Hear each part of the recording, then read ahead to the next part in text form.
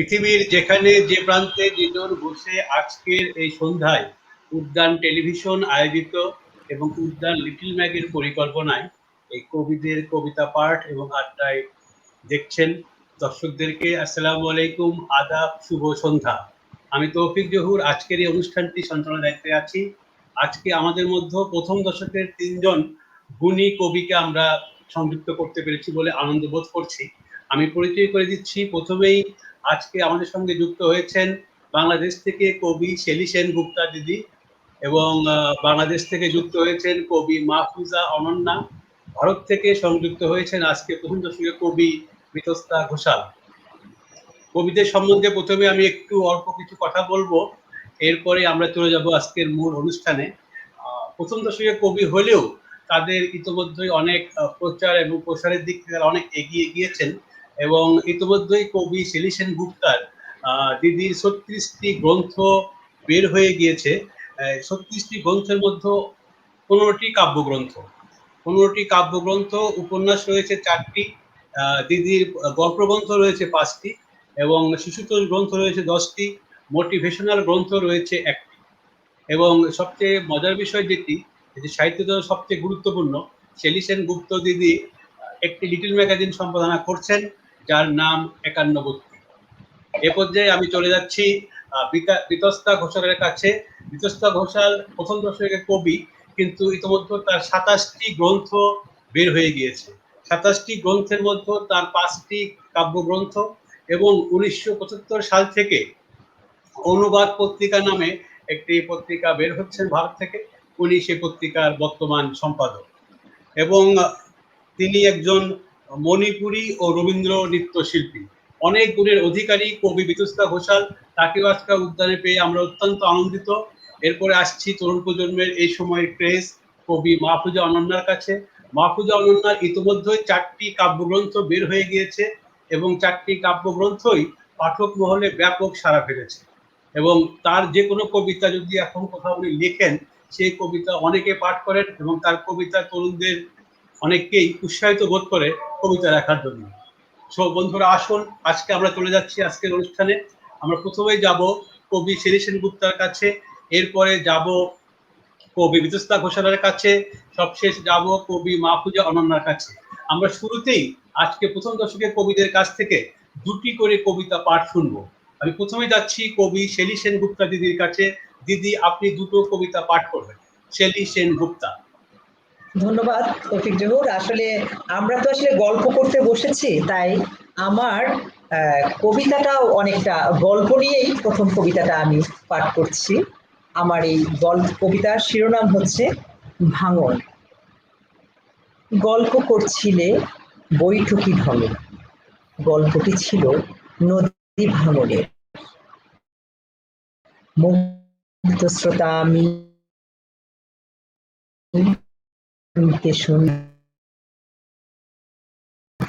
ভাঙছিলাম হরস্রোতা নদীর মতো।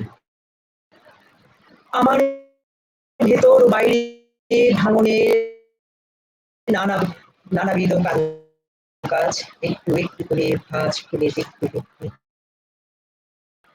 তুমি দিন রাত একাকার করে দিলে। সত্যি আমরাও শব্দহীন ভাঙনের শিকার হলাম, কেউ নদী কেউ এভাবেই চলছে ভাঙন আবহমান কাল। সব আলো দৃষ্টিগ্রাহ্য নয়, বুকের ভিতর থাকে নিজস্ব আলো, হাতের মুঠোয় উকি দিলেই দেখা যায় এক জোড়া চোখ চায় একান্ত আপন, অবদন্তন ছড়ানোর অধিকারী, অকাল বোধনের সাহস। যদি থাকে তুমিও দেখবে আলো, শুনবে তীর তীর শব্দে শৈশবের রেল লাইনে কান রাখার। আমার দ্বিতীয় কবিতাটা নাম নির্মাতা।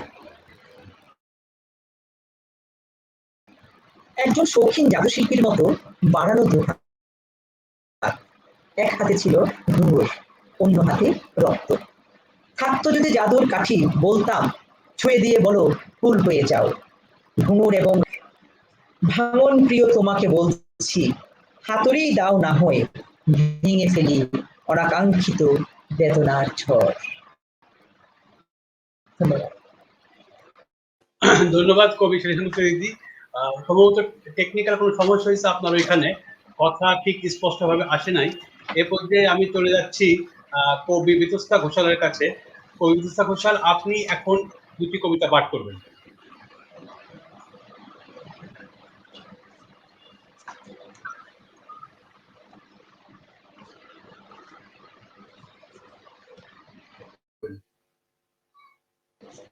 আপনার মাইকটা একটু আনমিউট করতে হবে, মাইকটা মিউট করা আছে।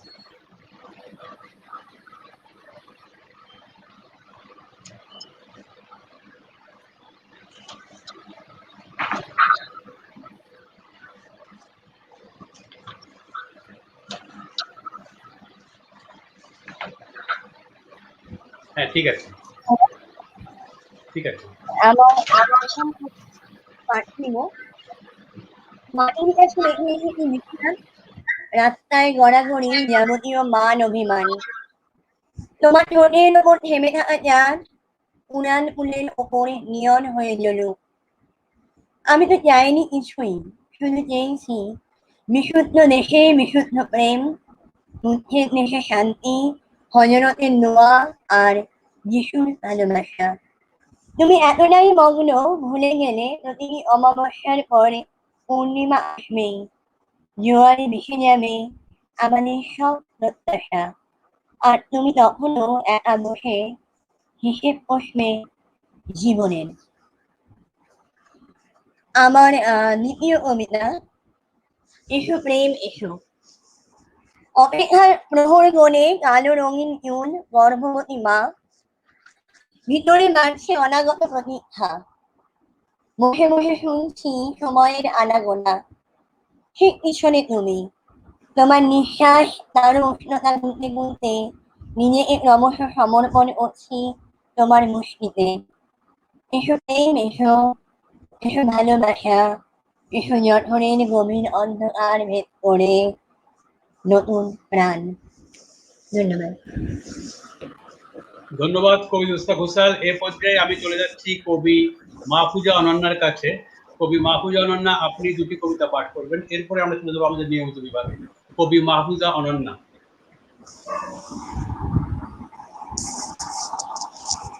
ধন্যবাদ তৌফিক জহুর। মাইক।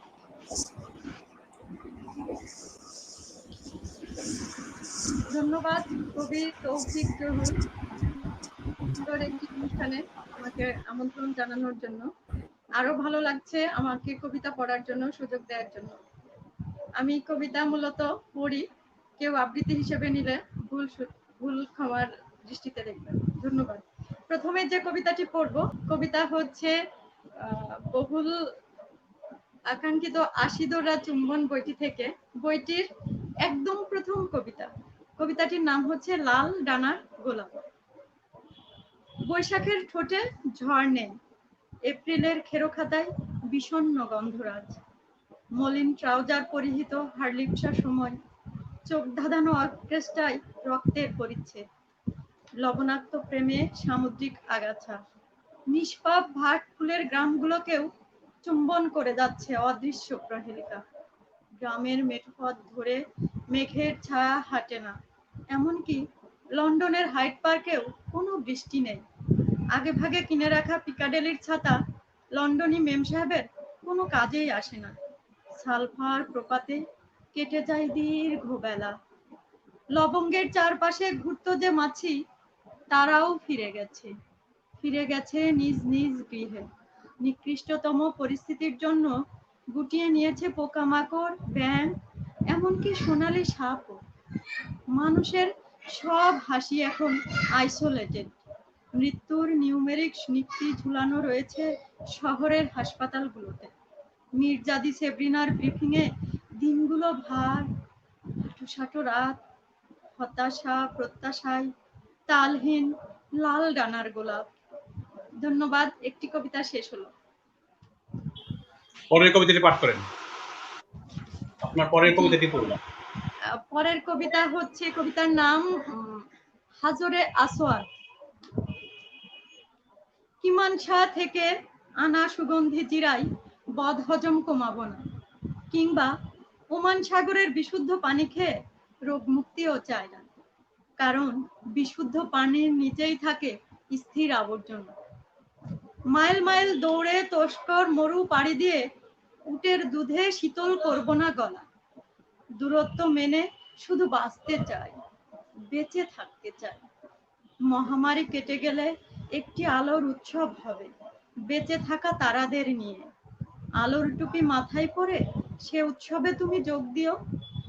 উৎসবের আলোয় যদি আমাকে খুঁজে না পাও, প্রধান ফটকে গিয়ে উপরে তাকিয়ে দেখো, ওখানে নিশ্চিত আমি হাসবো বাঁকাচাঁদ। তৃষ্ণার্ত হাজরে আসওয়াদ কাঙ্ক্ষিত ঠোঁটের চুমুতে যেভাবে হেসে ওঠে। ধন্যবাদ। দ্বিতীয় কবিতাটি শেষ হলো। ধন্যবাদ কবি মাহফুজা অনন্যা। এ পর্যায়ে আমরা চলে যাচ্ছি প্রশ্নোত্তর পর্বে। তো যেহেতু শুরুতেই দেখা যাচ্ছে আমাদের স্ক্রিনে রয়েছেন হলো কবি বিতুস্তা ঘোষাল, আমি ওনাকে দিয়ে শুরু করছি।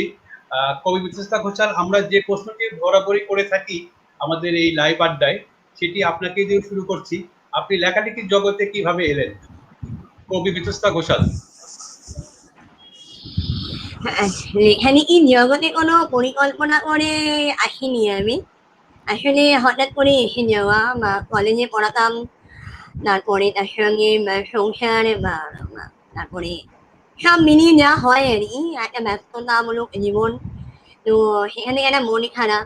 তারপরে অনুবাদ পত্রিকা বা আমাদের প্রকাশনা সংস্থা বা সংস্থা, সেগুলো পৈতৃকভাবে পাওয়া। তো সেই অফিসে যাতায়াত করতে শুরু করলাম। একদিন মনে হলো যে বাবার অফিসে আমার কিছু দায়িত্ব আছে, সেখানে যাতায়াত করা। এবং তারপরে কিছু মন খারাপ, কিছু ভালো লাগা থেকে হঠাৎ করেই একদিন লেখালেখি শুরু করলাম। এমন কোনো পরিকল্পনা ছিল না যে আমি লেখক হব, বা এখনো অতটা লেখক আমি জানি না, কিন্তু চেষ্টা করছি। তো এভাবেই লেখালেখি, মানে মন খারাপ থেকে, মূলত মন খারাপ থেকে লিখতে শুরু করা, এবং তারপর থেকে এখনো লিখেই চলেছি। ধন্যবাদ কবি বিতুস্তা ঘোষাল। আমরা এ পর্যায়ে চলে যাচ্ছি একই প্রশ্ন নিয়ে কবি শেলী সেনগুপ্তা দিদির কাছে। দিদি, আপনি লেখালেখির জগতে কিভাবে এলেন? মাইকটা, হ্যাঁ বলুন। ধন্যবাদ। আসলে লেখালেখির জগতে আসা বলতে আমি এসেছি কিনা তাও কিন্তু আমি জানি না, আমি আছি কিনা তাও আমি কিন্তু জানি না। কারণ আমার কাছে লেখালেখিটা হচ্ছে আমার প্রতিদিনকার আহার নিদ্রা এবং নিঃশ্বাস নেওয়ার মতো। কখন থেকে আমি লেখা শুরু করেছি সেটাও আমি বলতে পারবো না, কারণ আমি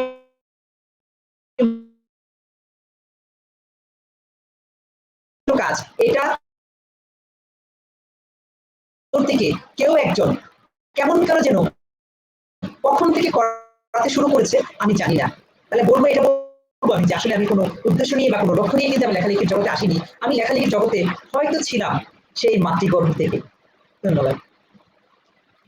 ধন্যবাদ কবি শেলী সেনগুপ্তা দিদি। এ পর্যায়ে আমি একই প্রশ্নে চলে যাচ্ছি কবি মাহফুজা অনন্যার কাছে। কবি মাহফুজা অনন্যা, আপনি লেখালেখির জগতে কিভাবে এলেন? কিভাবে?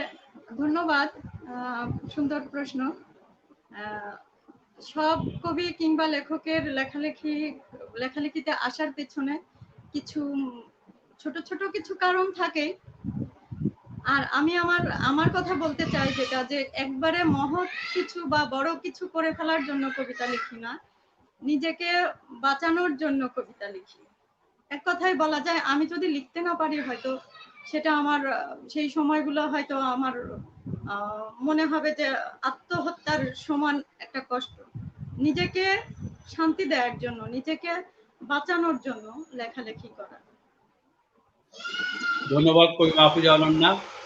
আমাদের সঙ্গে ইতিমধ্যে যুক্ত হয়েছেন, আমাদের অনুষ্ঠান দেখছেন 90 দশকের গুরুত্বপূর্ণ কবি তৃষ্ণা বসাক। অনুষ্ঠানটি দেখছেন কবি কুশল ভৌমিক। তৃষ্ণা বসাক লিখেছেন খুব সুন্দর হচ্ছে। কুশল ভৌমিক লিখেছেন সকল রমণীদের ধরণীতে স্বাগত জানাই। আপনাকেও স্বাগত জানাই। আপনি আমাদের সঙ্গে থাকুন কুশল ভৌমিক, দেখতে থাকুন আমাদের অনুষ্ঠানটি। ধন্যবাদ। এই পর্যায়ে আমি একটি প্রশ্ন করছি, যেহেতু প্রথমেই রয়েছেন বিতস্তা ঘোষাল, আমি আপনার কাছে যাচ্ছি প্রশ্ন করতে। প্রশ্ন কিন্তু ঘুরে ফিরে হবে, বাট স্ক্রিনে যাকে সামনে পাবো তাকে দিয়ে শুরু করবো, সেক্ষেত্রে আমাদের একটু সুবিধা হয় অপারেট করতে।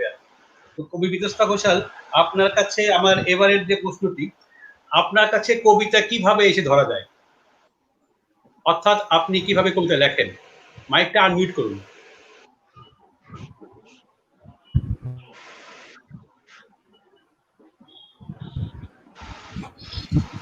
আসলে কবিতা তো একটা জলমান নদীর মতো, সবসময় সেখানে কিছু না কিছু মাপ থাকবে, কিছু না কিছু পাথর নুড়ি থাকবেই।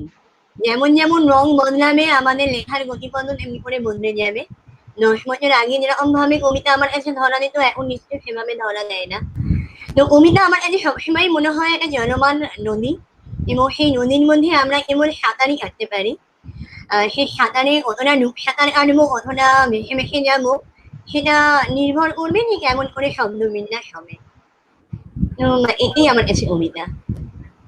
ধন্যবাদ কবি বিতস্তা ঘোষাল। আমি ঠিক একই প্রশ্ন নিয়ে যাচ্ছি কবি শেলী সেনগুপ্ত দিদির কাছে। দিদি, আপনার কাছে কবিতা কিভাবে আসে? ধন্যবাদ তৌফিক। আমার কাছে কবিতা হচ্ছে প্রেমের মতো, প্রেমিকের মতো। সবসময় প্রেমের সম্পর্কগুলো যে মধুর হবে এমন কোনো কথা নেই। কখনো কখনো মান, অভিমান, একটু কষ্ট, একটু দুঃখ, একটু আনন্দ, ভালো থাকা, সব মিলিয়েই কিন্তু প্রেমের জীবন। আমার কাছে কবিতাটা হচ্ছে সেরকমই একটা বিষয়। যখন আমি খুব আনন্দে থাকি তখন আমার ভেতরে বুদবুদের মতো কবিতার জন্ম নিতে থাকে। যখন কষ্টে থাকি তখনও কিন্তু কবিতার জন্ম নিতে থাকে দীর্ঘশ্বাসের মতো।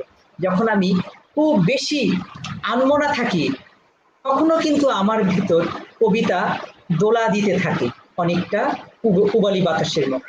তো আমি বলবো যে কবিতা আমার কাছে ধরা দেয় প্রতিটা মুহূর্তে। আমি কবিতার ভেতরেই সাঁতার কাটি, কবিতার ভিতরেই থাকি, কবিতা থেকেই আমি নিঃশ্বাস গ্রহণ করি। সুতরাং কবিতা আমার কাছে ধরা দেয়। ধরা কখন দেয়, কিভাবে দেয় সেটা বলার চেয়ে আমি বলতে পারি যে কবিতা আমার কাছে সব সময়ই ধরে আছে, আমাকে ধরে আছে, আমি কবিতাকে ধরে আছি, কবিতা আমাকে ধারণ করেছে, আমি কবিতাকে ধারণ করেছি বিভিন্ন সময় বিভিন্ন ভাবে, কখনো ভালোবাসায়, কখনো বেদনায়, কখনো আনন্দে, কখনো দীর্ঘশ্বাসে। ধন্যবাদ কবি শেলী সেনগুপ্ত দিদি। এ পর্যায়ে আমি একই প্রশ্ন নিয়ে যাচ্ছি কবি মাহফুজা অনন্যার কাছে। মাহফুজা অনন্যা, আপনার কাছে কবিতা কিভাবে আসে? ধন্যবাদ। কবিতা আসে আসলে আমার কাছে মনে হয় কবিতা নাজিল হওয়ার মতো একটা বিষয়। দেখা যাচ্ছে প্রতিদিনের কাজকর্ম করছি, সারাদিন চলছি, সারাদিনের কত যে কথা, কত যে যন্ত্রণা কিংবা দংশন, চিৎকার, মানে জীবনের নানা রকম অনুভূতিকে মানে কবিতার গায়ে ঝুলিয়ে দিচ্ছি। কবিতা এক ধরনের মুক্তি আমার কাছে। হয়তো সেই রূপকথার রাক্ষসকে কোনো এক হাটে বেচতে কবিতাকে কিনছি, আমার কাছে এরকমই মনে হয়। মানে পুরাপুরি জীবনবোধ, আমি আমার জীবনের সমস্ত অভিজ্ঞতা, সমস্ত এটাকে দুঃখ, হতাশা, না পাওয়া কিংবা প্রতিনিয়ত যে সংগ্রাম, সবকিছুকে মিলে আমার যে ব্যক্তিগত উপলব্ধি বা ব্যক্তিগত বোধ আসছে আমার ভিতরে, ঠিক সেই সব বোধ, সেই সব উপলব্ধিগুলাকে উপকরণ করে আমি কবিতার গলায় সাজিয়ে দিচ্ছি, অর্থাৎ সেটাই কবিতা আমার কাছে। ধন্যবাদ কবি মাহফুজা অনন্যা। এ পর্যায়ে আমি চলে যাচ্ছি কবি বিতস্তা ঘোষালের কাছে। আমাদের কাছে একটি সম্পূরক প্রশ্ন এসেছে। প্রশ্নটি করেছেন কবি কুশল ভৌমিক। আমি এই প্রশ্নটি তিনজনকে করবো এখন। এই প্রশ্নটি প্রথমে করছি বিতস্তা ঘোষালকে।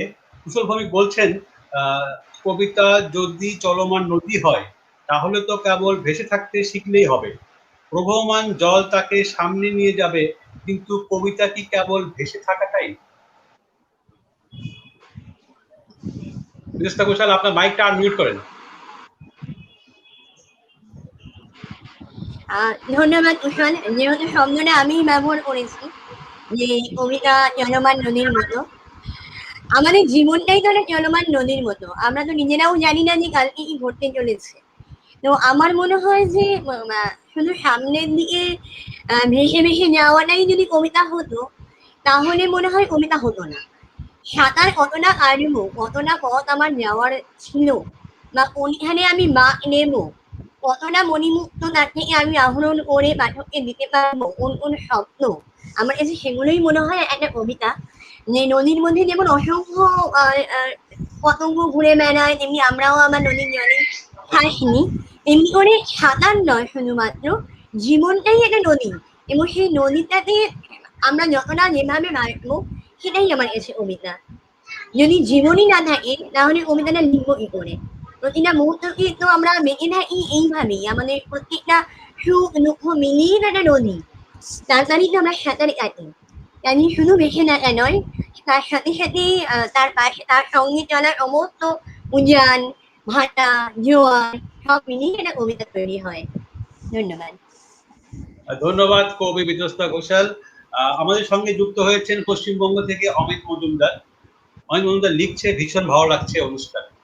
এই পর্যায়ে আমি যে প্রশ্নটি নিয়ে যাচ্ছি আবার, এই প্রশ্নটি প্রথমেই করব কবি সেলি সেনগুপ্ত দিদির কাছে।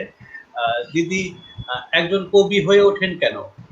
ভালোবাসা পাওয়ার জন্য, সম্মানিত হওয়ার জন্য, নাকি ক্ষোভ থেকে? মাইকটা আনমিউট করবেন দিদি, মাইকটা আনমিউট করবেন। করেছি। হ্যাঁ, বলুন। করেছি। হ্যাঁ, ধন্যবাদ তৌফিক। আসলে কবি হয়ে ওঠাটা ভালোবাসার জন্য, কারণ ভালো যদি না বাসতে পারলাম তাহলে কবি হতে পারবো না। এই ভালোবাসাটা শুধু কবিতার জন্য হলেই হবে না, আমার এই ভালোবাসা থাকতে হবে মানুষের জন্য, আমার চারপাশে যে প্রকৃতি আছে তার জন্য আমার ভালোবাসা থাকতে হবে। সবচেয়ে বেশি ভালোবাসা থাকতে হবে আমার নিজের জন্য। যখন মানুষ নিজেকে ভালোবাসতে পারে তখন তার চারপাশটা কিন্তু সুন্দর হয়ে ওঠে। এবং কবিতা লেখার জন্য প্রথম আমার দরকার হচ্ছে ভালোবাসা। আমি কি প্রশ্ন থেকে দূরে সরে গেছি? না, ঠিক আছে, আমার যথাযথ হয়নি। আচ্ছা, না, হয়েছে হয়েছে। ধন্যবাদ। এই পর্যায়ে আমি এই প্রশ্নটি নিয়ে চলে যাচ্ছি কবি মাহফুজা অনন্যার কাছে। কবি মাহফুজা অনন্যা, একজন কবি হয়ে ওঠেন কেন? ভালোবাসা পাওয়ার জন্য, সম্মানিত হওয়ার জন্য, নাকি ক্ষোভ থেকে? মাহফুজা অনন্যা। খুব কঠিন প্রশ্ন। কবি হয়ে উঠতে পেরেছি কিনা জানি না, তবে কবি হওয়ার জন্যই যে লেখালেখিতে এসেছি এরকম নয়। সেটা প্রথমেই বলেছি যে মহৎ কিছু করব বলে কবি হতে চেয়েছি, ঠিক এরকম নয়। নিজের উপলব্ধিগুলা জাস্ট বর্ণনা করা কিংবা লেখা, কোনো কিছু সৃষ্টি করার জন্য। কবি, প্রশ্নটা কি ছিল একটু রিপিট করা যাবে? কবি রিপিট করা যাবে। একজন কবি হয়ে ওঠেন কেন? ভালোবাসা পাওয়ার জন্য, সম্মানিত হওয়ার জন্য, নাকি ক্ষোভ থেকে? সকল কবিদেরই দুর্বলতা থাকে, আর বেশিরভাগ কবিরাই খুব বেশি ভালোবাসা পিপাসু। এমন হতে পারে ওনারা ঠিক যে পরিমাণ ভালোবাসা সমাজ, দেশ, রাষ্ট্র, পরিবার বা আপনজনদের কাছ থেকে চাচ্ছেন, ঠিক সেরকম হয়ে উঠছে না। হয়তো তার পরিবার থেকে সেরকম ভালোবাসার দিক থেকে হয়তো পাচ্ছেন না, কিংবা যেরকম তার শিক্ষাগত যোগ্যতা আছে ঠিক সেরকম হয়তো বাইরে সম্মান পাচ্ছেন না, কিংবা কোনো ভালো কাজ পাচ্ছেন না, নানা রকম অভাব কিংবা কোনো অপূর্ণতায় ভুগতে থাকে। তো এই সব দিক থেকে কবিদের মনে একটা চাহিদা বা একটা মানে অবর্ণনাতীত একটা ভালোবাসা চাওয়া থাকে। আর সেই তৃষ্ণা থেকেও কবিরা সবসময় নিজেকে কিছুটা নিবিষ্ট নিজের সময়ের মধ্যে নিজেকে ঢুকিয়ে দিতে পছন্দ করে, আর যার ফলে সৃষ্টি হয় একটি কবিতা। ধন্যবাদ কবি মাহফুজা অনন্যা। এই পর্যায়ে আমি আরেকটি প্রশ্ন করব এবং তারপরে আমরা চলে যাব আবার কবিতা পাঠে। এই পর্যায়ে আমি প্রশ্ন যাচ্ছি কবি বিতস্তা ঘোষালের কাছে। কবি বিতস্তা ঘোষাল, জগতে বড় বেশি সৌন্দর্য জগৎকে প্লাবিত করেছে, এই সৌন্দর্য আপনি কবিতায় কিভাবে ধারণ করেন? অর্থাৎ জগতের যে আলোকিত সৌন্দর্যময় দিকগুলো, এগুলো আপনি কিভাবে দেখেন এবং কিভাবে আপনার কবিতায় আপনি নিয়ে আসেন? আসলে জগৎ আমাদের কাছে এত কিছু বৈচিত্র্যপূর্ণ জিনিস সাজিয়ে দিয়েছেন যে তাকে অস্বীকার করে তো আমি নই। আপনি দেখুন, একটা সবুজ পাতা জন্মাচ্ছে, একটা পাখি গান গাইছে, একটা নদী বইছে, একটা ঝর্ণা, একটা বৃষ্টি, এইগুলো সবকিছু নিয়েই কিন্তু আমি। এগুলো না থাকলে তো আমার কবিতার কোনো মানেই নেই। যেমন মানে মনে আমাদের শাস্ত্রে বলে না যে সবকিছু মাটির মধ্যে সবকিছু নিয়েই গড়ে ওঠে একটা মানুষের শরীর, তেমনি আমাদের চারিদিকে জগৎ সেভাবেই আহরণ করে রেখেছে সমস্ত আহ, জিনিসপত্র, সেগুলোকে আহরণ করে তবেই আমাদের কবিতাই বলুন বা গল্পই বলুন বা গদ্যই বলুন বেঁচে থাকাটাই যেহেতু জগৎকে কেন্দ্র করে, ফলে সেগুলো তো আমাদের লেখায় বারবার উঠে আসবেই। এবং সেগুলো না থাকলে তো একটা কবিতা দাঁড়াতে পারে না। সেখানে তখন একটা মনে হয় যে কতগুলো শব্দ বন্ধনই তৈরি হয়ে গেল, তার মধ্যে রক্ত মাংসের যে একজন, সে কি করে থাকতে পারে। ধন্যবাদ কবি বিদুস্তা ঘোষাল। এ পর্যায়ে আমি এই প্রশ্নটি নিয়ে যাচ্ছি কবি শেলি সেন দিদির কাছে। দিদি, জগতে খুব বেশি সৌন্দর্য জগৎকে প্লাবিত করছে, প্রশ্নটা এই সৌন্দর্য আপনি আপনার কবিতায় কিভাবে ধারণ করেন?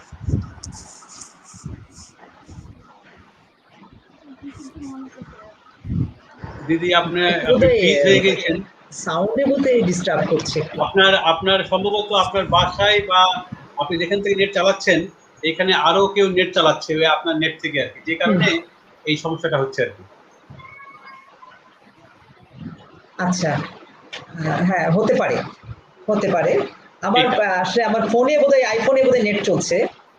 হ্যাঁ হ্যাঁ, ও, আচ্ছা আচ্ছা, এই ঠিক আছে, কারণে। আমি প্রশ্নটা একটু শুনি। আচ্ছা, প্রশ্নটা হলো দিদি, জগতে বড় বেশি সৌন্দর্য, জগতের চারপাশে যে সৌন্দর্য জগৎকে প্লাবিত করছে, এই সৌন্দর্যগুলো আপনার কবিতায় আপনি কিভাবে ধারণ করেন? হ্যাঁ, ধন্যবাদ তৌফিক বিহুর। আসলে পৃথিবীটা তো আসলেই খুব সুন্দর, এবং পৃথিবীর সবচেয়ে সুন্দর জিনিস হচ্ছে মানুষ, এবং সেই মানুষ কিন্তু আমি যেমন প্রকৃতির অংশ, তেমনি আমি কিন্তু প্রকৃতির সবচেয়ে সুন্দরতম বস্তুটি হচ্ছে আমি। এবং এইটা আমার চারপাশে যত মানুষ আছে, আমি যেমন প্রকৃতি দেখি তেমনি চারপাশটাও দেখি, এবং আমার চারপাশের মানুষগুলাকে আমি দেখি। আমি যখন মানুষগুলাকে ভালোবাসি, মানুষগুলাকে যখন আমি পাঠ করি, তাদের সাথে যখন আমি একাত্ম হয়ে যাই, তাদের সুখ দুঃখ আনন্দ বেদনাগুলো যখন আমি একটু একটু করে আমার ভিতরে ধারণ করার চেষ্টা করি, প্রতিটি পাতা উল্টে মানুষগুলাকে যখন আমি পাঠ করার চেষ্টা করি, তখনই কিন্তু আমার ভিতর নানা ধরনের দোলা দেয়। এই দোলাটা আনন্দ বেদনা সুখ দুঃখ, কখনো কষ্ট পাওয়া তাদের কাছ থেকে, কখনো তাদের কাছ থেকে আনন্দ পাওয়া। সুতরাং এই চারপাশে আমি যা দেখছি, প্রথম দেখছি আমি মানুষ, তারপর দেখছি চারপাশের সবকিছু।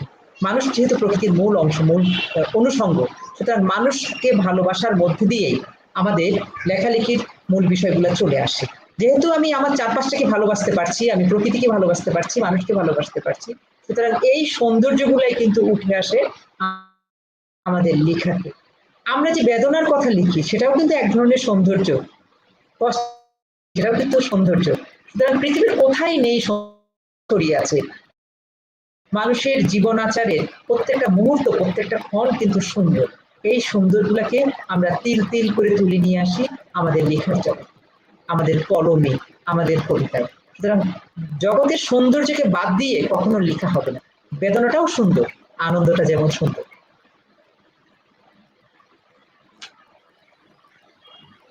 ধন্যবাদ দিদি আপনার চমৎকার উত্তর দেওয়ার জন্য। আমি এ পর্যায়ে একই প্রশ্নে যাচ্ছি হলো মাহফুজা অনন্যার কাছে। মাহফুজা অনন্যা, জগতে বড় বেশি সৌন্দর্য জগৎকে প্লাবিত করছে, এই সৌন্দর্য আপনি আপনার কবিতায় কিভাবে ধারণ করেন? মাহফুজা অনন্যা। সৌন্দর্যের কথা বলে টোটাল সৃষ্টি বা জগৎটাই সুন্দর, জগতের সব সৃষ্টিই সুন্দর, যেদিকে তাকায় সৌন্দর্য। জীবনের নানা রকম উপলব্ধি গুলোরও একটা সৌন্দর্য আছে, যেখানে শেলি দিদি বললেন যে দুঃখেরও একটা সৌন্দর্য আছে। সেই সৌন্দর্য ধরতে পারে যেজন, সেই ভিতরে উপলব্ধি বা আত্ম উপলব্ধি দিয়ে কবিতায় রূপদান করে। অর্থাৎ আমার কাছে মনে হয়, আমি যদি গভীরভাবে চিন্তা করি, জীবন আমার কাছে হাওয়াই মিঠাইয়ের মতো, এই আছে যখন তখন শেষ। ঠিক এই সময়ে আমি আমার চারপাশে চলার পথে কিংবা কাজের মধ্যে বাইরে যতটুকু যেখান থেকে পারি, হয়তো সবাই দেখছে যে একটা রাস্তা গাড়ি যাচ্ছে, সবাই দেখছে কিছু বাগান বা গাছপালা, সেখানে বেশ সুন্দর লাগছে, একটা পাখি উড়ে যাচ্ছে, এরকম খুব সাধারণ দৃষ্টিতেই সবাই দেখছে, কিন্তু কারোর মধ্যে সেটা নিয়ে আলাদা কোনো ভাবনা নাই, চিন্তা নাই, বা সেই সৌন্দর্য অবলোকন করতে হবে একটা বিশেষ একটা আলাদা একটা মন দিয়ে, সেটা সেই মনটা সবার থাকে না। যিনি একজন কবি, বোধ করি সেই কবিকে যে কোনো সাধারণ বিষয়েও খুব গভীর সৌন্দর্য দিয়ে তার মনকে নাড়া দিয়ে থাকে, তার সৌন্দর্য বোধের জায়গাটা অনেক প্রশস্ত হয়। ঠিক সেইখান থেকেই একজন কবি যে কোনো সুন্দর, যে কোনো ঘটনা, যে কোনো দৃশ্য, যে কোনো বিষয়টাকে তার নিজের মাধুরী কিংবা সৌন্দর্য দিয়ে কবিতায় ফুটিয়ে তুলতে চেষ্টা করে। এভাবেই তৈরি হয় কবির কাছে এক একটি কবিতা। ধন্যবাদ কবি মাহফুজা অনন্যা। এই পর্যায়ে আপনি যাবেন না, আপনাকে দিয়ে শুরু করব আবার, যেহেতু আপনি স্ক্রিনের সামনে রয়েছেন। এরপরে একই বিষয়ে যাবেন হলো শেলী সেনগুপ্ত দিদি। যেহেতু আপনি সামনে আছেন, আপনাকেই প্রশ্ন করছি। গতকাল ছিল কবি গুরু রবীন্দ্রনাথ ঠাকুরের জন্মবার্ষিকী। তো এই জন্মদিন উপলক্ষে আপনাকে একটি প্রশ্ন করছি এখন। কবি গুরুকে নিয়ে আপনার স্বপ্ন কি, বা কবি গুরুকে আপনি কিভাবে চিন্তা করেন এই সময়? এই সময়ে কবি গুরুকে নিয়ে আপনি কিভাবে চিন্তা করেন 160 বছর পরে এসে? ধন্যবাদ। 160 বছর পরে এসে আসলে ওনাকে নিয়ে চিন্তা ভাবনা আমাদের করার অনেক ঊর্ধ্বে, অনেক কিছু যেটা আমরা আমাদের জীবনের সাথে উনি ওতপ্রোতভাবে জড়িয়ে আছেন। আমরা হয়তো তার আলখাল্লার পকেটে আছি, অথবা তাকে সম্পূর্ণভাবে আমাদের ভেতর করে বেঁচে আছি। কারণ বাঙালি বললেই রবীন্দ্রনাথ, রবীন্দ্রনাথ বললেই বাঙালি। আমাদের জীবন আছে, কোনো অংশ থেকে তাকে আমরা বাদ দিতে পারি না। আমরা বেঁচে আছি তার কথায়, বেঁচে আছি তার গানে, বেঁচে আছি তার সুরে। কারণ বাঙালি প্রত্যেকটা পদক্ষেপে কোথায় তাকে বাদ দেবো? আমরা তাকে বাদ দেওয়ার সুযোগ নেই। আমরা পথে হাঁটছি, সেখানেও কিন্তু আমাদের সাথে আছেন রবীন্দ্রনাথ। আমরা জীবন যাপন করছি, সেখানেই রবীন্দ্রনাথ। আমরা হাসছি, আমরা গাইছি, কোথায় নেই। আমরা প্রেম নিবেদন করছি, এবং আমরা এতটাই বেশি ওতপ্রোতভাবে জড়িয়ে আছি যে তাকে নিয়ে যে ভিন্নভাবে ভাবার কোনো কিছু। একটা বিশাল আকাশ, এবং সেই আকাশের নিচে আমরা যারা দাঁড়িয়ে আছি, তারা তার ছায়াতে, তার আলোতে, তার রোদ্রে, তার বৃষ্টিতে, তার বাতাসে আমরা শুকোচ্ছি। সুতরাং রবীন্দ্রনাথকে নিয়ে আলাদা করে ভাবার কিছু নেই। যখন আমি আমাকে ভাবছি, তখন রবীন্দ্রনাথকে ভাবছি। যখন রবীন্দ্রনাথকে ভাবছি, তখন আমি তার মধ্যে একাকার হয়ে যাচ্ছি। ধন্যবাদ। ধন্যবাদ কবি শেলী সেনগুপ্ত দিদি, চমৎকার করে বলার জন্য। এ পর্যায়ে আমি একই প্রশ্ন করতে যাচ্ছি কবি বিতস্তা ঘোষালের কাছে। 160 বছর পরে আপনি আজকের কবি হিসাবে বিশ্বকবি রবীন্দ্রনাথ ঠাকুরকে আপনি কিভাবে দেখেন, ধারণ করেন, বা স্বপ্ন দেখেন কবি গুরুকে নিয়ে? তো মাইকটা একটু আনমিউট করবেন, মাইকটা আনমিউট করবেন। আসলে রবীন্দ্রনাথ নিয়ে তো আলাদা করে কিছু ভাবার নেই। আমাদের প্রতিদিনের জীবনে যেমন আমরা ঈশ্বর, আল্লাহ যাই বলি না কেন তাকে স্মরণ করি, তেমনি আমাদের প্রতিদিনের জীবনে রবীন্দ্রনাথ একটা অপরিহার্য জিনিস। এমন কোনো কথা নেই, এমন কোনো স্বপ্ন নেই যেটা তিনি বলে যাননি, বা এমন কোনো লেখা নেই যেটা তিনি করে যাননি। তো আমাদের তো প্রতি মুহূর্তে তার কাছে প্রতিটা স্বপ্ন ধার করতে হয়, প্রতিটি ভাবনা ধার করতে হয়। মানে আমি নিজেকে যতটা ভালোবাসি, আমি নিজেকে যতটা নতুন নতুন ভাবে আবিষ্কার করি, রবীন্দ্রনাথ আমার কাছে সেরকমই একটা চমক।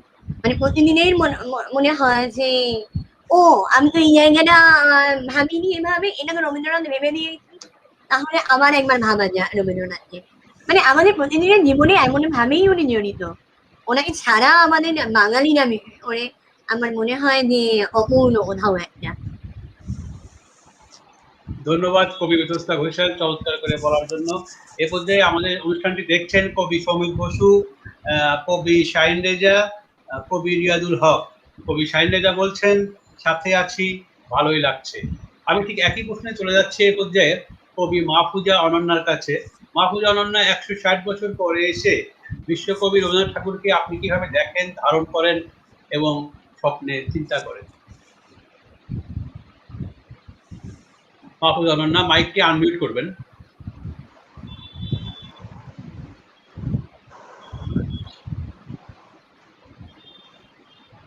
বলুন। ধন্যবাদ। 160 বছর পরে এসেও তিনি রবীন্দ্রনাথ। আমার মনে হয় 160 বছর কেন, 1600 বছর হলেও রবীন্দ্রনাথ আরো বেশি তীব্রতর কবি সাহিত্যিকদের তীব্রতর ক্ষুধা মিটাবে। আমার তো তাই মনে হয়, কারণ যেদিকেই যাই, যেদিকেই তাকাই কিংবা পড়াশোনা করি, যেদিকেই যাই, সব কথার মধ্যে যেন চলে আসে রবীন্দ্রনাথের। মানে কোনো একটা ভালো বিখ্যাত কবির কোনো একটা কোটেশন পড়ছি বা কিছু পড়ছি, আমার মনে হয় সেটা রবীন্দ্রনাথের কোনো কথাকেই হয়তো ঘুরিয়ে ফিরিয়ে কেউ বলছে, অর্থাৎ সবখানেই ওনার বিচরণ। আর রবীন্দ্রনাথ হচ্ছেন এমন একজন কবি, মানুষ যেমন তার সারা জীবনে একজন মানুষ সবচেয়ে বেশি ভাবে তার নিজের দেহকে নিয়ে, কারণ দেহ ছাড়া মানুষের অস্তিত্ব নাই। তেমনি সমস্ত কবি সাহিত্যিকদের ভাবনার বিষয় হচ্ছে রবীন্দ্রনাথ। উনাকে না ভেবে বা উনাকে না পড়ে কিংবা উনাকে না জেনে কেউ কবি সাহিত্যিক এই সিঁড়িতে পা রেখেছেন, আমার তা মনে হয়। ধন্যবাদ কবি মাহফুজা অনন্যা। যেহেতু আপনি স্ক্রিনের সামনেই রয়েছেন, আপনাকে দিয়ে শুরু করছি আবারও কবিতা পাঠ। এরপর যে কবিতা নিয়ে আসছেন, একটি কবিতা পাঠ করবেন কবি মাহফুজা অনন্যা, এরপর কবিতা পাঠ করবেন শেলী সেনগুপ্তা দিদি, এরপরে করবেন কবি বিতস্তা ঘোষাল। প্রথমে মাহফুজা অনন্যাকে বলছি, আপনি একটি কবিতা পাঠ করুন। ধন্যবাদ। আমাকে আরো একবার একটি কবিতা পড়ার জন্য সুযোগ দেওয়ার জন্য আমি খুবই কৃতজ্ঞ। আমি এবার কবিতাটি পড়ছি আমার দ্বিতীয় কাব্যগ্রন্থ কামার্ত নগরের কামিজ থেকে। কবিতার নাম হচ্ছে জীবনের তারল্য সংকট। তোমার জন্য দুঃখ হয় তো, তোমার চোখের কালো ফ্রেমের চশমাটার জন্য দুঃখ হয়। কতকাল দেখি না তোমাকে ধূসর কালো পাঞ্জাবিতে। তোমার রেমন্ড উইল ঘড়িটার জন্য আজও হৃদয় পুড়ে খাক হয়। তোমার আসবাব, আয়না, সবকিছুর জন্য মায়া হয় আজও।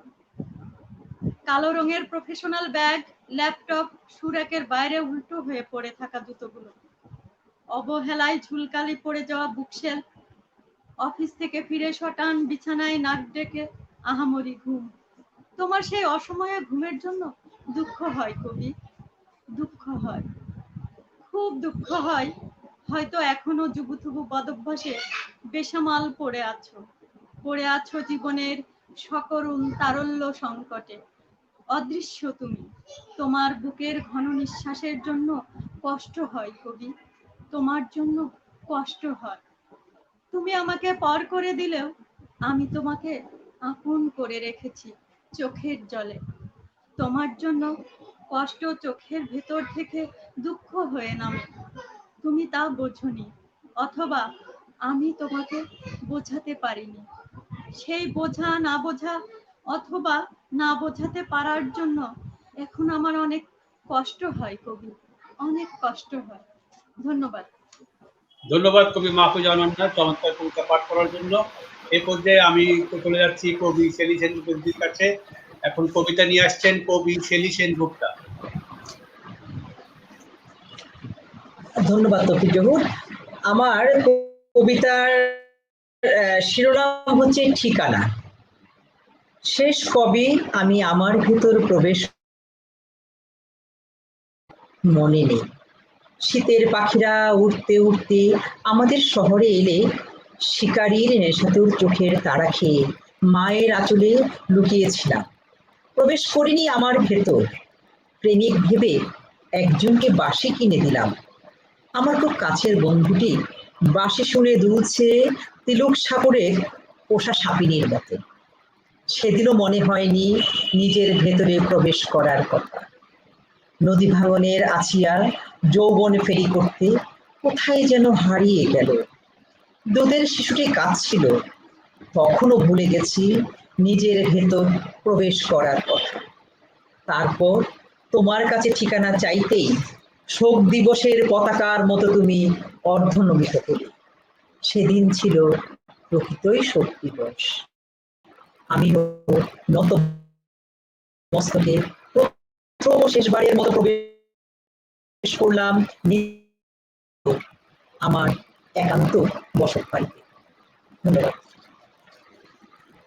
ধন্যবাদ কবি শারীন দত্ত দিদি। সম্ভবত আপনার ওইখানে কোনো মাইক বা কোনো অপারেট আবার চলছে আর কি আপনার লাইনের সঙ্গে, যে কারণে আপনার কথাগুলো মাঝে মধ্যে ভেঙে আসছে আর কি। এ পর্যায়ে আমি চলে যাচ্ছি কবি বিতস্তা ঘোষালের কাছে। আমার অফ আছে, অফ করে দিয়েছি। আচ্ছা আচ্ছা, এই সময় কিন্তু কথা পরিষ্কার, বাট কবিতা পাঠ করার সময় কিন্তু আপনার কবিতাগুলো ভেঙে আসছে আর কি। এ পর্যায়ে কবিতা পাঠ করবেন কবি বিতস্তা ঘোষাল। আমার কাছে আমার ডিভাইস অফ আছে। আচ্ছা ঠিক আছে দিদি। আচ্ছা, কবিতা পাঠ করছেন কবি বিতস্তা ঘোষাল। ধন্যবাদ। কবিতার নাম দূরত্ব। প্রবল বৃষ্টির পর আকাশ থমথমে, একটা ঠান্ডা হাওয়ার ফিসফিসানি, দুটো পাখি বাসা হারিয়ে আমার বারান্দায়। প্রথমে খানিকটা সংশয়ে, এখন অভ্যস্ত। অভ্যেস নিয়েই আমরা বেঁচে আছি, চোখে কালো চশমা আর মুখে মুখ করে। ভালো না বেসেও এক ছাদের তলায় বাড়ির মধ্যেই দূরত্ব আঁকা। মেপে দেখা হয়নি কতটা দূরের কতটা কাছের, এতটুকু জানি 3 হাত নয়, আর বেশি, হয়তো কয়েক হাজার ফিট। ফিটে নিয়ে যা মাপা যায় না কখনো, তবু থাকা এক আশ্চর্য প্রত্যয় নিয়ে। যদি কোনো জাদুকরি থেকে নেমে আসে পরীরা মাঝরাতে ভালোবাসার পানি ছুঁয়ে নিতে, অথচ নিশ্চিত জানি বিশ্বাস ভেঙে গেলে ফেরে না আর। ধন্যবাদ। ধন্যবাদ কবি বিতস্তা ঘোষাল। এই পর্যায়ে আপনি যাবেন না, আমি আপনার কাছে আবারও আসছি বিতস্তা ঘোষাল, আবারও প্রস্তুত পর্ব নিয়ে আসছি। সাম্প্রতিক সময় যেহেতু আপনারা প্রত্যেকেই প্রথম দশকের কবি, একটি বিষয়ে ইদানিং আমাদের কাছে খবর আসে বা আমরা জানতে পারি বা শুনতে পাই যে কবিতার পাঠক ক্রমশ কমে যাচ্ছে। কবিতার পাঠক ক্রমশ কমে যাচ্ছে এবং কবি হিসাবে এখনো রবীন্দ্রনাথ, নজরুল, জীবনানন্দ দাশ আবশ্যক পাঠ হিসেবে মানুষ পাঠ করছে, কিন্তু এরপরে কবিদেরকে নিয়ে মানুষের যে চিন্তা ভাবনা এগুলো অনেকটা কমে গেছে। এটা কেন হচ্ছে? আপনিও ছোট কাগজ করছেন, শেলিদিও ছোট কাগজ করছেন, আমিও ছোট কাগজ করি, যদিও মাহফুজা অনন্যা এখনো ছোট কাগজ করেন নাই, হয়তো ভবিষ্যতে করবেন। তো আপনার কাছে আজকের প্রশ্ন, কবিতার পাঠক কি আসলেই কমে যাচ্ছে? যদি কমে গিয়ে থাকে তাহলে কেন? না, প্রথমত হচ্ছে আমি কোনো কবিতার কাগজ করি না, কিন্তু নিয়মিত বিভিন্ন কাগজে কবিতা লিখি এবং তার থেকে আমি অনেক অজানা মানুষ, মানে প্রতিদিনই কেউ না কেউ সেটা পাঠ করে আমায় জানায় যে দিদি আপনার কবিতাটি ভালো লেগেছে। তার মানে পাঠক কমছে না, কোথাও আমাদের ব্যর্থতা যে আমরা তাদের কাছে পৌঁছাতে পারছি না। কেন পারছি এবার না? সেটাই বলছি যে হয়তো আমি যে কবিতাটা হয়তো লিখছি সেটা হয়তো সেই পাঠককে টানছে না। প্রত্যেকটা কবির আলাদা আলাদা পাঠক, রবীন্দ্রনাথের পাঠক, জয় গোস্বামীর পাঠক বা আরেকজনের কারোর পাঠক, প্রত্যেকের ভাবনা চিন্তা চলে। মানুষের সময় এখন কমছে, সেক্ষেত্রে হয়তো একটা কোথাও ফাঁক থেকে যাচ্ছে। কিন্তু দেখুন, যদি পাঠক কম থাকতো তাহলে কিন্তু আপনার স্ক্রিনে এতগুলো প্রশ্ন আসতো না, আমরাও কিন্তু কবিতার কোনো অনুষ্ঠান করতাম না। পাঠক ঠিকই আছে, আমরাও আমাদের মতো করে লেখার চেষ্টা করছি, হয়তো আমরা ঠিক জানতে পারছি না কে পড়ছেন আর কে পড়ছেন না। এটা একটা হতে পারে, কারণ সবসময় তো আমাদের পৌঁছানো সম্ভব হয় না পাঠকের কাছে। কিন্তু আমি কিন্তু ফিডব্যাক পাই এবং বহু মানুষ আমাকে জানান যে দিদি আপনার কবিতা পড়ছি, এবং অনেক সময় তারা রেকর্ডিং করেও আমার কবিতা পাঠিয়ে দেন, তাতে আমি বুঝতে পারি যে কবিতাটি আমি লিখতে গিয়েছিলাম আমার থেকে অনেক ভালো সে পাঠ করেছে। জানি আমি অন্তত এই দোষটা দেবো না যে পাঠক কমছে। ধন্যবাদ কবি বিতস্তা ঘোষাল। আমি ঠিক একই প্রশ্নে যাচ্ছি এ পর্যায়ে কবি মাহফুজা অনন্যার কাছে।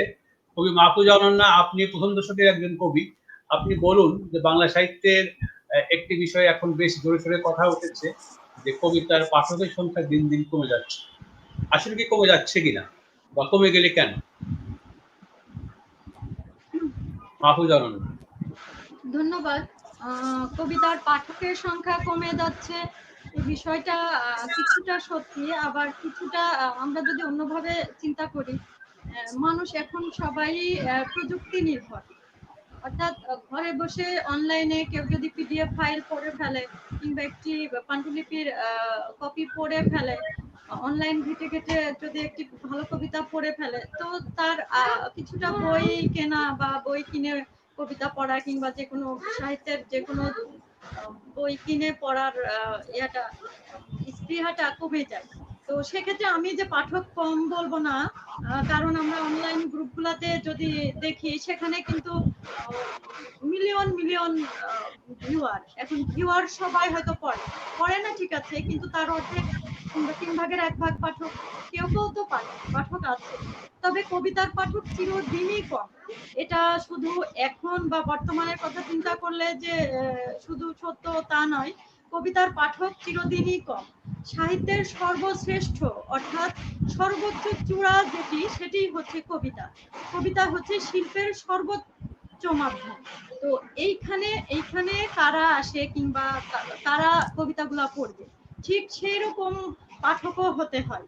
একজন পাঠক সে হয়তো 4 লাইন বা 8 লাইন 10 লাইন পড়তে চায়, তার মধ্যে যেটা পড়লে সে হয়তো 2-3টা চরিত্রের নাম পড়ে একটা কাহিনীকে মিলিয়ে সে তার মাথার মধ্যে ওইটা নিতে পারে।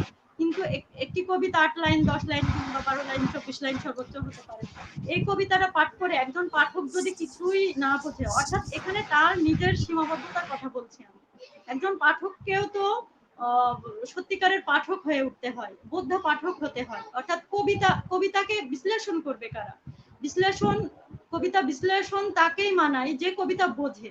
একজন কবিতা বোঝে না, সে হয়তো আমার কবিতা কিংবা কারো কবিতা পড়ে বললো যে কবিতা কি, কবিতা তো বুঝি না কিংবা কবিতা হয় না, কি সব আজে বাজে লিখে কিংবা কি সব গদ্য কবিতার নামে কি সব লিখছে বুঝি না। আসলে বোধ শক্তি তো তার নিজের বাড়াতে হবে, তাকে অনুশীলন করতে হবে, তাকে কবিতা সম্পর্কে বুঝতে হবে, পড়তে হবে। পড়ার বিকল্প কিছু নাই, অনুশীলনের বিকল্প কিছু নাই। এখন কেউ না পড়ে একজন বোদ্ধা কবি ছাড়া তাকে তার কবিতা হচ্ছে না বলে পড়ছে না, পাঠক তৈরি হচ্ছে না, এর দায় কিন্তু কবিদের না। কবিদের কাজ লিখে যাওয়া। সময় হয়তো একটা সময় কবিকে হয়তো ঠিকভাবে মূল্যায়ন করতে শিখবে। যেমন আমরা দেখেছি কবি জীবনানন্দ দাশের বেলায়, উনি যে সময় লিখেছেন উনি চরম অবহেলিত ছিলেন। ওনার কবিতা বোধগম্য নয় বলে অনেক ভাবে সমালোচনা এসেছে। সেটাতে উনি অনেক কষ্ট পেয়েছিলেন এবং উনি নীরবে কিছু কবিতাও লিখেছেন। যে কবিতার পাঠক যে কবিতা বুঝবে, একজন কবি কবিতা বুঝতে পারে। অর্থাৎ আমরা যারা লেখালেখি করছি, কবিতা নিয়ে কাজ করছি বা কবিতা কর্মী বা কবিতা লিখছি, আমরা যারা কবিতার সাথে আছি, তারাই কেবল একটি কবিতার ভালো মন্দ কিংবা কবিতা হচ্ছে কিনা বলতে পারি। একজন সাধারণ পাঠক যে কিছুই সৃষ্টি করেনি, যার হাত দিয়ে এখনো সৃজনশীলতা কি সে বুঝেই না, সে যদি বলে যে কবিতা হচ্ছে না, তাহলে কেন একজন কবি সেটা মানবে? আসলে কবিতা হয়ে ওঠা বা কবি হওয়ার জন্য বা কবিতা হচ্ছে কিনা, এটা এই বোধ শক্তিটা অর্জনের জন্যই একজন কবি হয়ে উঠতে হয়। অর্থাৎ একজন কবি বুঝবেন কবিতা হচ্ছে কি হচ্ছে না, যার ফলে হয়তো আপনাদের দৃষ্টিতে কিংবা আমরাও দেখি যে কবিতার পাঠক কম। ধন্যবাদ কবি মাহফুজ আহমদ চমৎকার করে বলার জন্য। এই পর্যায়ে আমি ঠিক একই প্রশ্নে যাচ্ছি কবি শেলী সেনগুপ্ত দিদির কাছে। দিদি, এখন যে কথাটি আমরা বলছি আর কি, যে কবিতার পাঠক কমে যাচ্ছে অথবা কবিতা মানুষ পড়ছে না কবিতার দুর্বলতার কারণে, এই বিষয়টি আপনি কিভাবে দেখেন বা আপনি কি মনে করেন যে আসলে কবিতার পাঠক কমে যাচ্ছে? কবি শেলী সেনগুপ্ত। ধন্যবাদ তৌফিক জহুর। আমি আসলে কিন্তু প্রশ্নের সাথে আংশিক সত্য।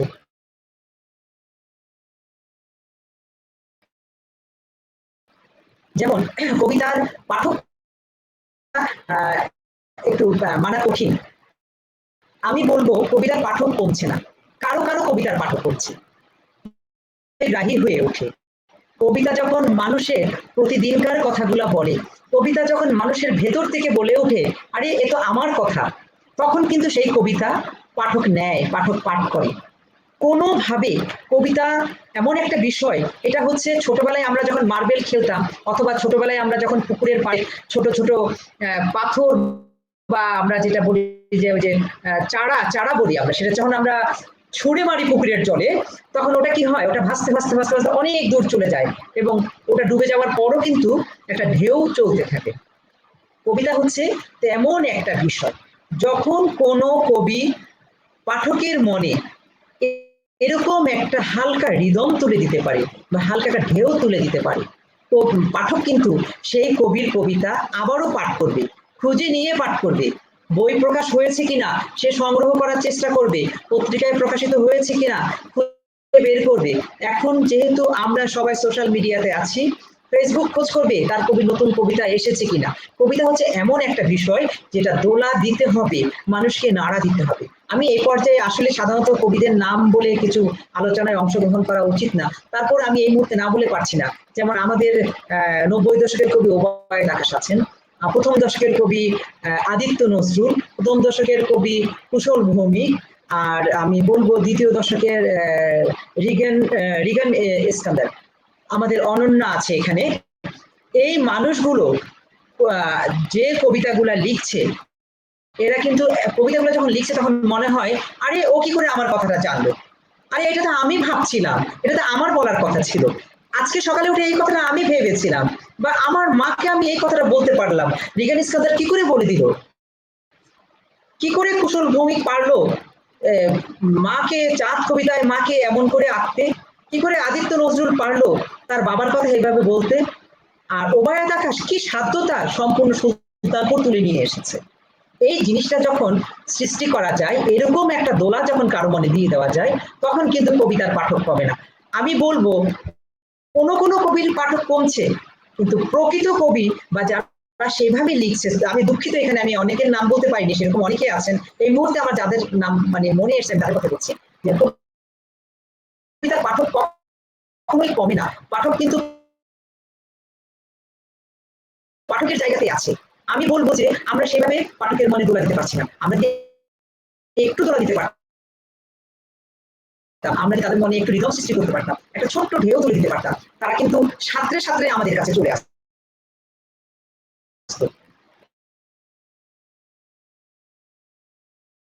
নজরুল, জীবনানন্দ দাশ যা লিখে গেছেন তাদের কাছে কিন্তু পাঠক সরতে পারছে না, কারণ আমাদের দর্শকে আমাদের অগ্রজ কবিরাও আছেন, আমাদের সাথে যারা পেছন থেকে আমাদের কাছাকাছি চলে এসছে তারাও আছেন, কিন্তু বিভিন্ন সময়ে অনেকের কবিতা চমৎকার হচ্ছে, পাঠক পড়ছে, পাঠক খুঁজে খুঁজে নিচ্ছে, অনলাইনে খুঁজছে, রকমারিতে গিয়ে খুঁজছে। তো এখানে আসলে আমি বলবো না যে কবিতার পাঠক কমেছে, এই কথা আমি বলবো না, আমি বলবো মানুষের মনে দোলা দেওয়া সেভাবে হয়ে উঠছে না। কোনোভাবে একটা টোকা যদি দেয়া যায় তাহলে পাঠক তাকে আগলে নেবে, বুকের মধ্যে আঁকড়ে নেবে। ধন্যবাদ। ধন্যবাদ কবি শেরিফ গুপ্ত চমৎকার করে বলার জন্য, এবং আপনি যে কবিগুলোর নাম উচ্চারণ করেছেন সত্যিকার অর্থে তারা এই মুহূর্তে খুব ভালো কবিতা লিখছেন।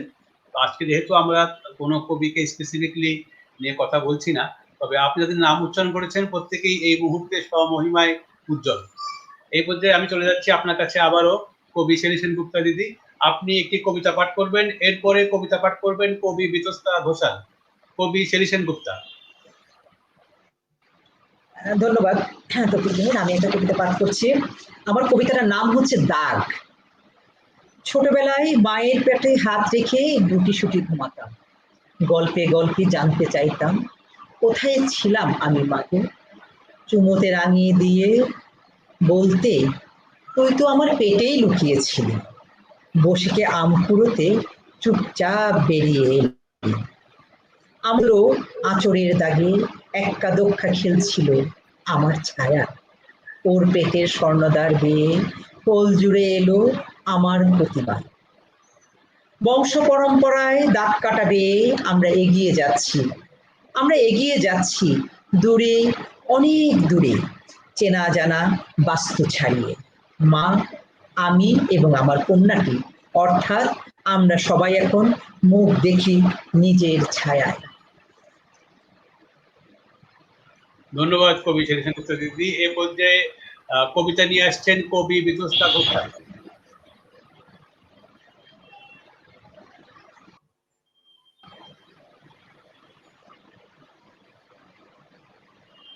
মাইকটি আপনার আনমিউট করতে হবে, বিতস্তা ঘোষাল মাইকটি আনমিউট করুন। সরি, আবার শুরু করছি।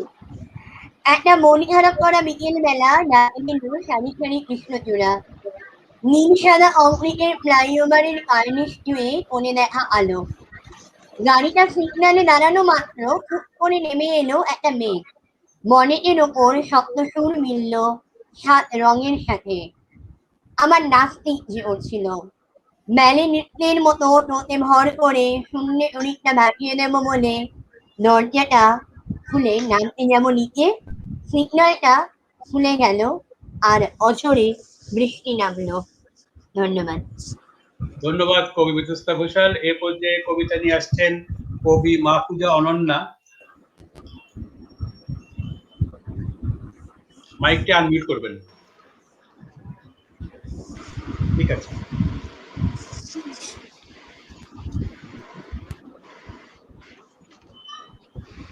এখন যে কবিতাটি পড়ব, এই কবিতাটি হচ্ছে আমার প্রথম প্রকাশিত বই সোনালী অশোক থেকে। সোনালী অশোকের শেষ কবিতাটি। কবিতার নাম সোনালী অশোক। একটি ঝুমুর তৃষ্ণায় রক্তে ঢুকেছে সোনালী অশোক, অথচ তোমার ঠোঁটে জ্বলতে দেখেছি সে জহরত। মহাপ্লাবনে ভেসে যায় বেহুলা স্বপ্ন, লক্ষিন্দরের সরব উপস্থিতি বিরোধী কিংবা মসনদীর পাতানো খেলায়। কে বলে পৃথিবীতে বেহেশত নাই? আমার বেহেশত লুকিয়ে তুমি হয়েছে সর্বোত্তম বেহেশতের হেফাজতকারী। কে বলে পৃথিবীতে দোজখ নেই? এ পৃথিবীতেই হাবিয়ার ফুলকিতে সিদ্ধ হয় কলিজা। পৃথিবী একমাত্র নরক যার বুক রৌরবে ঢেকে যায় জীবনের ফসিল রাত্রি। ধন্যবাদ। একটি কবিতা শেষ। চমৎকার মাহফুজা অনন্যা, চমৎকার কবিতা পাঠ করার জন্য। আসলে কথা এবং কবিতার মধ্য দিয়ে আমরা কিভাবে 1 ঘন্টার কাছাকাছি পৌঁছে গেছি বুঝতেই পারিনি। তো আপনাদের সঙ্গে আবারও আড্ডা হবে কোনো এক সময়ে। তো আমাদের বিদায় পর্ব শুরু হয়ে যাবে কিছুক্ষণের মধ্যেই। বিদায় পর্বের পূর্বে আমরা কিছুটা সময় হাতে পেয়েছি, তো কোনো সময়ই আমরা নষ্ট করতে চাইনি। এই জন্য আবারও আমরা চলে যাচ্ছি কবিতায়। এ পর্যায়ে কবিতা নিয়ে আসছেন কবি মাহফুজা অনন্যা। এরপরে কবিতা পাঠ করবেন শেলী সেনগুপ্তা। আর যেহেতু স্ক্রিনে সবার নিচে রয়েছেন বিতস্তা ঘোষাল, তো আজকে সবশেষে কবিতা পাঠ করবেন বিতস্তা ঘোষাল। এ পর্যায়ে কবিতা নিয়ে আসছেন কবি মাহফুজা অনন্যা। এখন যে কবিতাটি পড়ব তা হচ্ছে আশিদরা চুম্বন থেকে।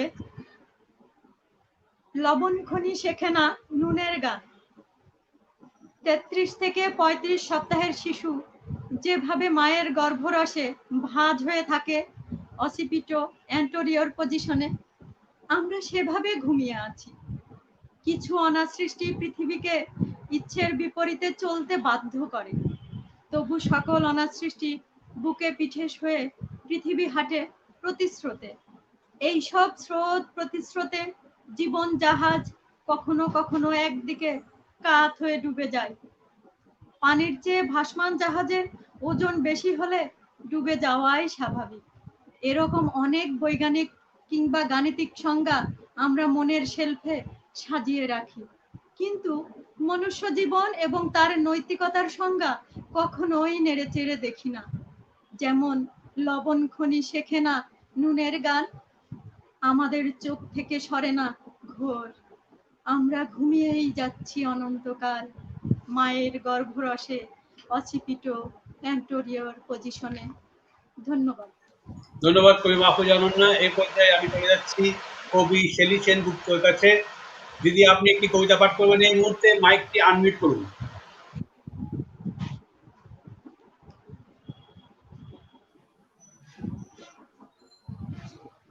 কবি শেলী সেনগুপ্ত, আপনার মাইকটি আনমিউট করুন এবং আপনি আপনার কবিতাটি পাঠ করুন।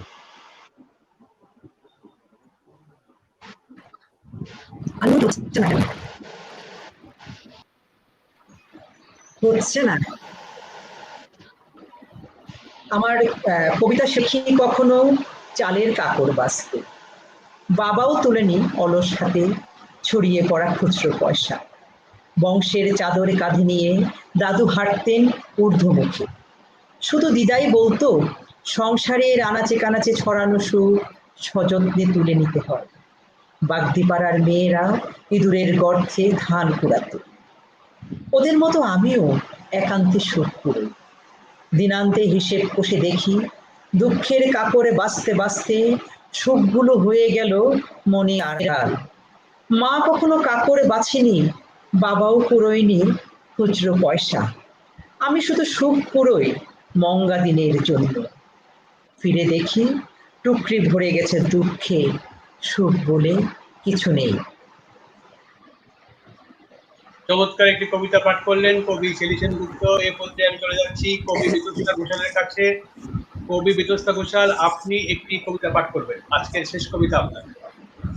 আচ্ছা, আমি এই কবিতাটা কুশল ভৌমিকের জন্য পাঠ করছি, কারণ আমি যখন নদী নিয়ে কথা বলেছিলাম ওনার মনে হয়েছিল যে ঠিক মনোমতো হয়নি। তো আমি চেষ্টা করছি একটা ভালো কবিতা শুনিয়ে ওনাকে একটু মনটা ভালো করে দিতে। কবিতার অবশ্যই। নাম কবিতার নাম অপেক্ষা। নদীর সাথে দেখা হয়েছিল, সংকেতে বলেছিল আসছি। মেঘের সঙ্গেও তখনই আলাপ। ফুল থেকে পিঁপড়ে অপেক্ষায়, আলো বর্ষ পেরিয়ে বিকেলের রোদ ভাঙে, বাতাসে বিষণ্ণতা, মিছিল থেমে যায়, বাড়ে জীবনের গ্লানি, চাঁদেরও বয়স বাড়ে। নদীর আসার কথা ছিল মেঘেরও, কৃষিত জল অবগাহনে, আজও বসে থাকা দিগন্ত প্রত্যয়ে, নীলে পাখি ফিরে আসে রাত, আমি আজও অপেক্ষায়, কবিতা তোমার, তুমি আসবে বলে আজও অপেক্ষায়। ধন্যবাদ। ধন্যবাদ কবি বিতস্তা ঘোষাল। কথা এবং আড্ডার মধ্য দিয়ে আজকে আমাদের অনুষ্ঠানটি একেবারেই আমরা শেষ পর্যায়ে পৌঁছে গিয়েছি। আপনাদের সঙ্গে আমরা আবারও উদ্যান টেলিভিশনের কোনো একটি অনুষ্ঠানে আড্ডা দিব, কথা বলবো, কবিতা পাঠ করব, এবং আপনারা প্রত্যেকেই কবিতার মধ্য দিয়ে বাংলা সাহিত্যে দাগ রেখে যাবেন বলে আমরা বিশ্বাস করি। আমরা চেষ্টা করছি আপনাদের সঙ্গে নিয়ে একসঙ্গে সাহিত্যের পথ হাঁটার জন্য আর কি। এ পর্যায়ে আপনাদের সকলকে ধন্যবাদ জানিয়ে আজকে উদ্যান লিটল ম্যাগ আয়োজিত এই কবিতা সন্ধ্যাটি এখানেই সমাপ্তি ঘোষণা করছি। আমি তৌফিক রহমান। সবাই ভালো থাকবেন, সবাইকে শুভকামনা এবং সবাইকে অগ্রিম ঈদ মোবারক। অনেক ধন্যবাদ।